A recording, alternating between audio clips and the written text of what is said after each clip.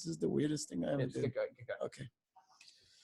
So, Amar HaMechaber. It's ridiculous. Everyone. They're on video in the other room. Joel is in the other room. Josh is in the other room. And Jake is in the other room. Just come in here. Okay, we have to keep distance. So we're starting off with the Mesilat Yesharim. The Mesilat Yesharim, just by the way, for those that haven't read this book before, this book is one of the greatest books you'll ever meet.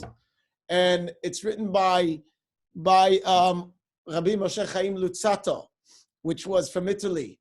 And Rabbi Moshe Chaim Luzzatto lived at a time right after Shabtai Tzvi. Shabtai Tzvi was known as a very, he was a false messiah. And what he did was, he told the Jews that he's the Messiah, and many Jews sold everything they had, everything they owned, got ready to go to Israel. They wanted all to move to Israel. It was a big, serious problem for Jews at the time. Many listened to him. Anyways, he was also like very Kabbalistic. He did a lot of crazy things. So many Jews completely lost faith and went off. Eventually, Shabtai Tzvi converted to Islam. Anyways, there's a lot to read about him. But the problem with that was that the Ramchal came right after him. And the Ramchal, when he came right after him, what happened? He was known as a very Kabbalistic man. And therefore, people started to listen. They took all his books and they challenged him and held that the Ramchal was completely problematic. Izzy Simantov is on. Good to see you. Okay, so anyway, so what happened was after that, what happened, they burnt his books and they did for him a lot of trouble for the Ramchal. They did a lot of trouble for him. But he prevailed and he was able to show that he was the real deal. That's what happened with the Ramchal. So one of the interesting things is that the last book he wrote is actually this book. He wrote many books before this book. The last book he wrote is the Mesilat Yesharim. All his other books are very esoteric. The Derech Hashem is very esoteric. And what happened?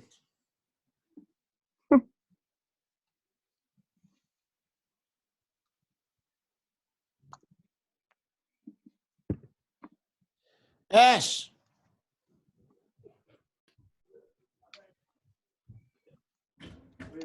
But you went out because you signed in from your own phone. I didn't.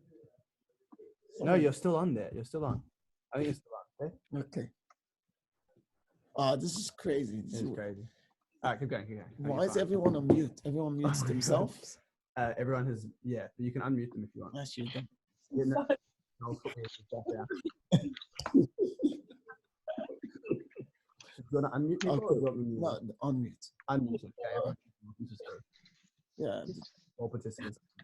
Okay.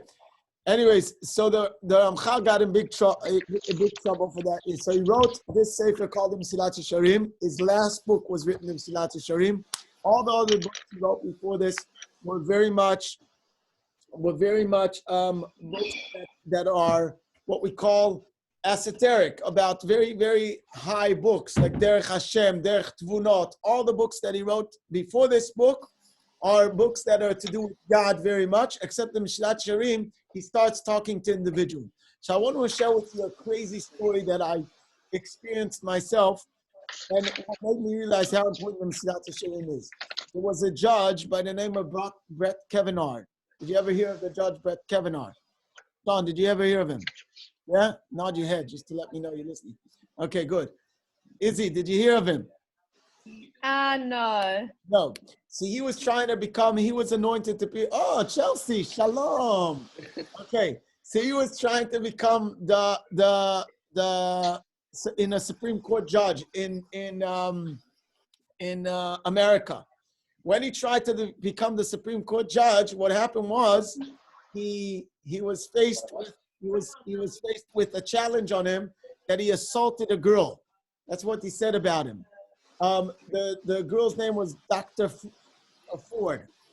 Anyway, so I heard this story and I was thinking, okay, some guy that, you know, obviously has come from a family with money or whatever, and he's obviously, you know, grew up in a place where he can make a lot of money or whatever, and now he's trying to become a Supreme Court judge, but he's actually a problematic person. So till I went and heard his court case, and this is what happened at his court case, his hearing at the Congress. At his hearing in Congress, he said, in front of you, you have my calendar and my diary. What's the difference between a calendar and a diary? A calendar, you have in it what you're going to do, and a diary is what you did. So you would write every day what he's about to do. So you would write, I'm going to go to the gym, I'm going to meet up with this friend, I'm going to meet up with that friend. And then he had a diary, which at the end of the day, he looked if he did what he said on the calendar that he was going to do. And whatever he did not do, he crossed out. This was in 2017. He said the accusing case was on 1982. So he said, you have in front of you a diary and a calendar from when I was 17 years old. And in front of you is all what I was gonna do and what I did. Now this guy's 53. He kept a calendar and a diary from when he was 17. I almost fell off my chair because here I am disrespecting this guy, saying, he's some guy that just was born to a wealthy family or whatever. Turns out that's not the case. The story is actually that this person is actually a person that worked on himself and tried very hard to become. He had a goal and he tried to achieve that goal. And I saw this tremendous idea that a person has to realize that you cannot just learn about becoming a better person, which I often do. I learn about how to become a better person. The question is if I take it into practice. And that's a world of difference. And that's what the Ramchal talks about in this book. Don't just learn how to become a better person. You have to actually find ways to practice it and take it into action. And not just sit there and act as if you're going to become a better person, but not actually take it into action. Joel, you get that weird thing on behind you off. It's ridiculous. Okay. So I just see Ash double. It's ridiculous. Okay. So I'm starting from the beginning. The Mechaber says the following thing. It says, I did not put this together. I'm not writing this book to teach you something you haven't already know. Rather to remind you of things that you already know. Whoever has the book in front of them, you can follow. It's on the first page in the introduction. I'm here. Amazing.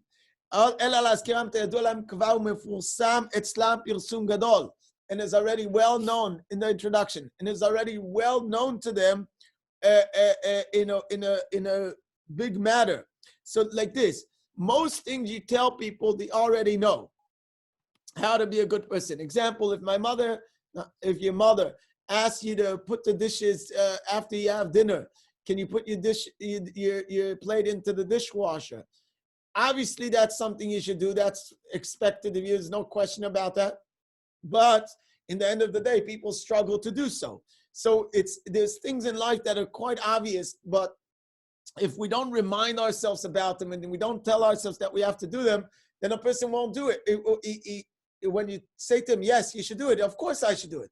But when life comes to it, he doesn't actually do it. So a person has to know in life that most things are obvious and nothing is going to be new to you when you learn in this book, because we all know these things. Rather, we have to remind ourselves of things we already know about. You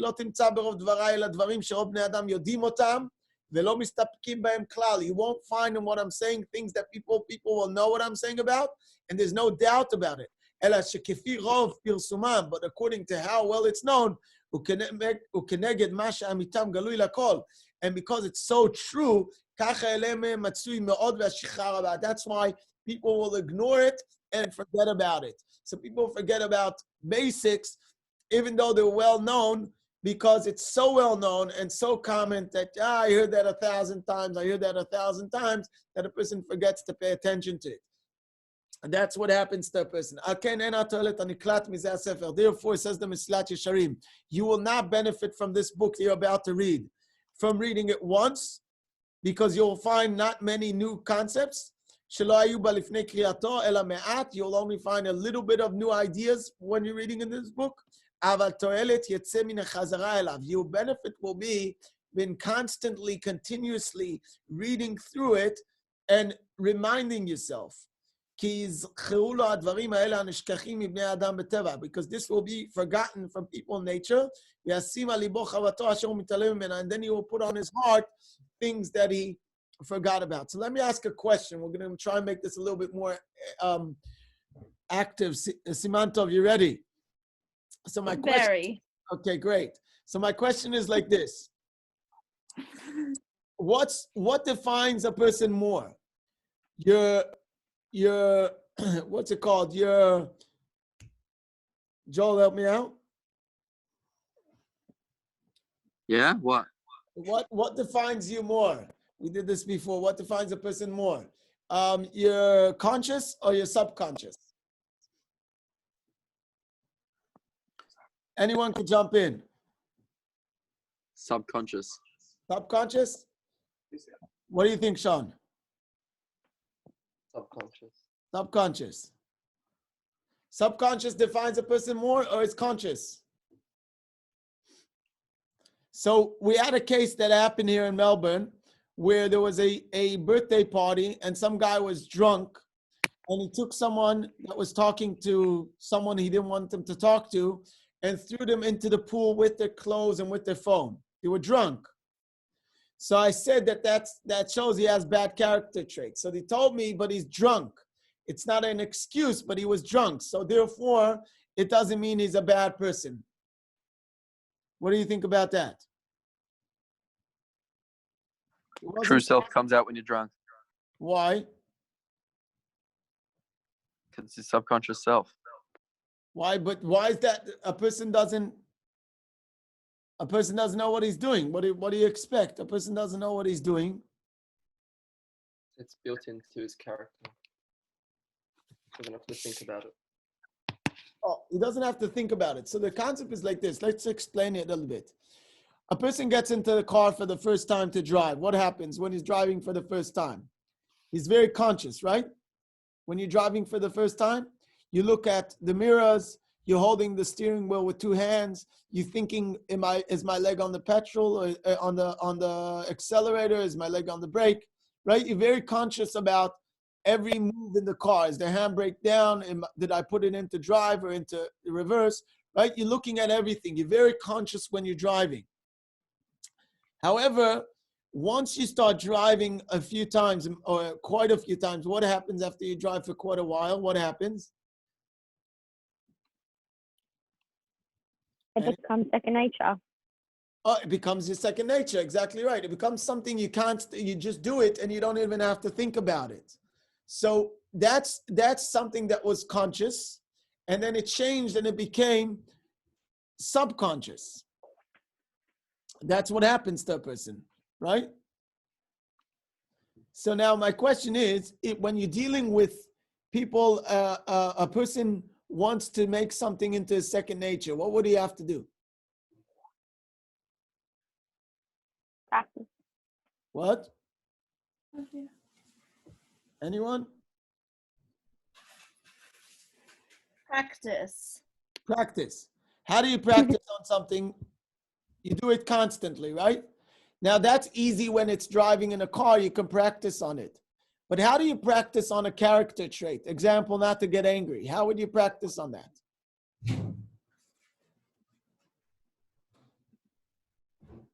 How would you practice on that?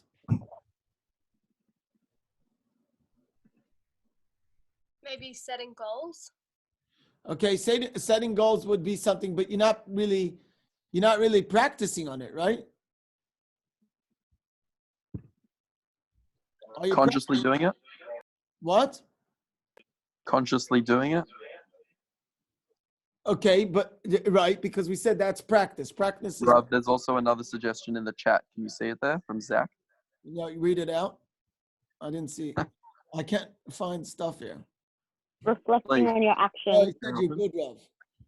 Okay. Reflecting on your actions. Are you reflecting on? My screen went off, so I can't even see everyone. Reflecting on your action. My mic isn't working. Sorry. Love Zach.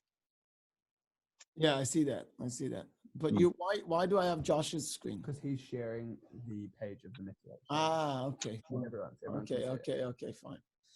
Okay, so I thought people want to see me. Okay, that doesn't matter. They can also- Reflecting on your actions. Reflecting on your actions. Okay, very good, Zach. When you reflect on your actions, definitely that's something that would help. So that's what the Mesilat Yesharim is pointing out here. He says if you constantly learn, so you're constantly reflecting on your actions. Where if a person is not constantly learning and looking again and again and again, he's never going to actually practice his conscious, turning it into his subconscious. Now, I'll give you a simple example to show that our subconscious is actually who we are and not our conscious. Because if you went out on a date with a guy, girls, this is for you. If you went out on a date with a guy, on the first date, he acts very conscious. He's careful what he says. He's being careful on every word. True or not true? True. True. Now, would you think after the first date you know the guy? No. No. Why? Because it's a very calculated encounter. Right, exactly right. But once, what are you waiting for him to do? To become what? Himself. You're waiting for him to become himself. When you say himself, you mean relaxed and not be so conscious about what he says and how he behaves, which means you're waiting to see his subconscious, how he behaves without thinking too much. So, and that you called it his self. So we see that subconscious represents us more than anything else. Isn't that fascinating?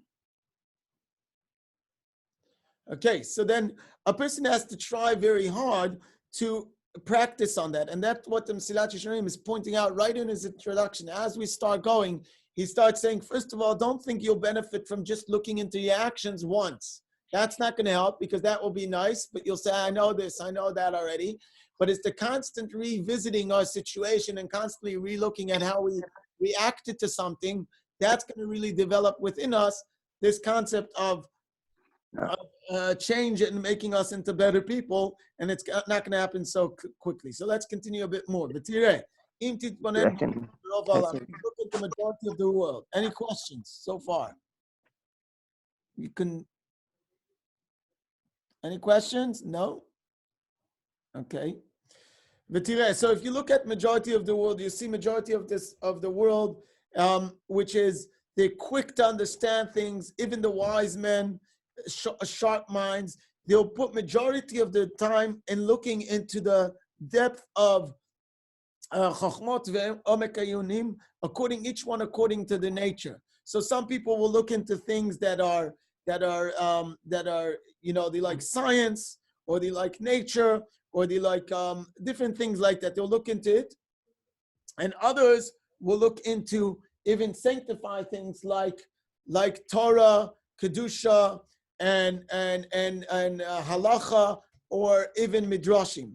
The problem with that is that even if you're learning Torah, and this is very important to realize, even if you're learning Torah and you're learning halacha, it doesn't mean you become a good person. I don't know how many of you had a situation where you bumped into a guy and he's religious, and suddenly he behaves in a way that you didn't expect even someone that's a God-fearing Jew and not so religious to do. How much more so he's meant to be religious, he's meant to be a God-fearing Jew, and he's behaving in such a way. Anyone met someone like that before? Yes. Oh. So such a person, the reason why he's behaving like that is because, yes, very nice, he's learning Torah, but he's missing out a very important point. And that's on page 2, However, there will be a few from the last group that will make sure to look into developing themselves as human beings. So I grew up from my whole life. I grew up from my whole life. I lived in Israel. I went to a normal religious school. I went to a normal yeshiva. Right? I grew up from my whole life. But here's the problem. If you grow up from your whole life, so you go to shul because that's what you do. And you don't turn on a light on Shabbos because that's what you do. That's all very good.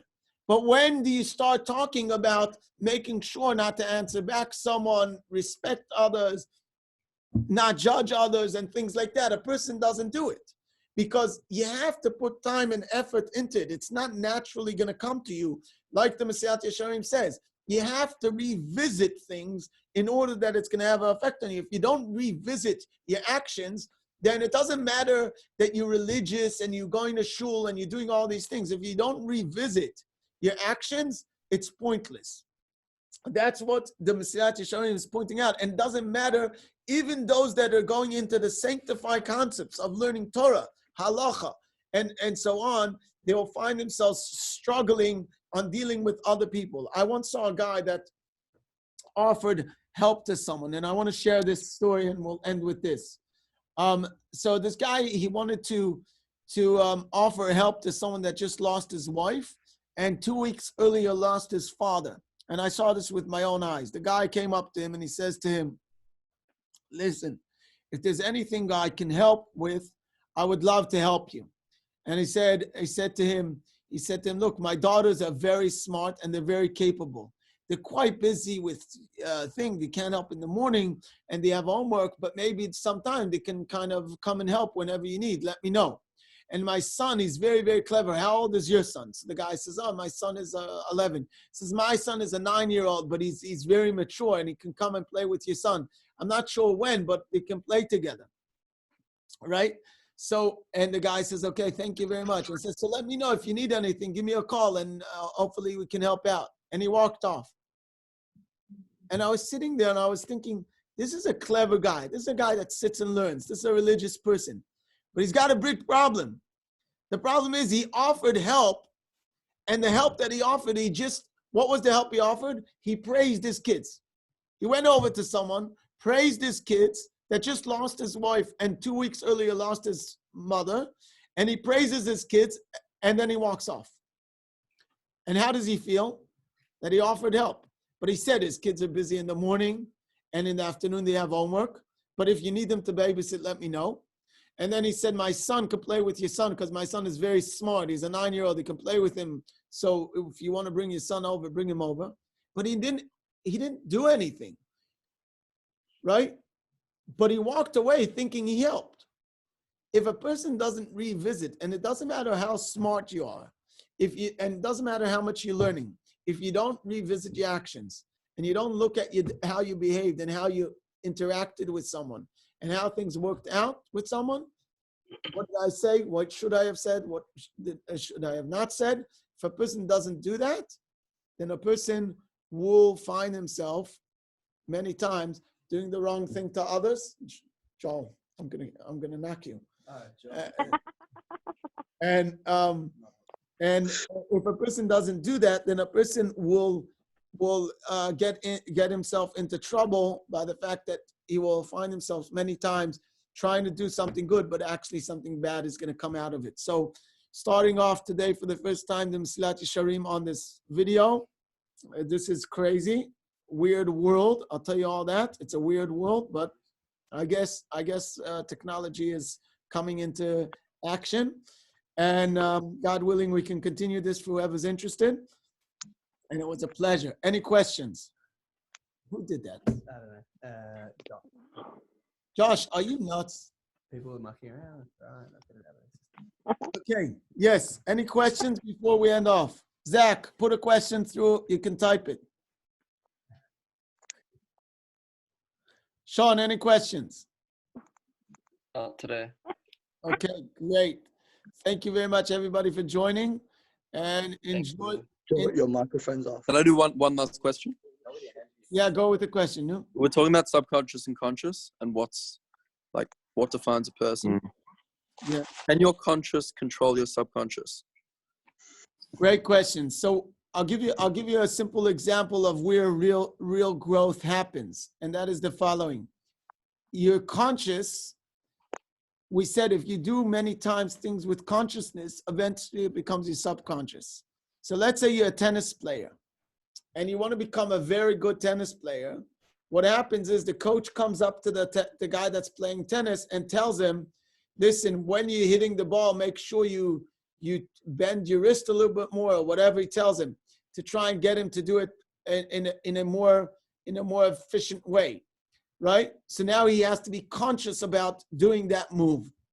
After he becomes conscious of doing that move so many times, it becomes his subconscious, and now every time the ball comes to his left and it's at that position, he will make sure to do it properly, right?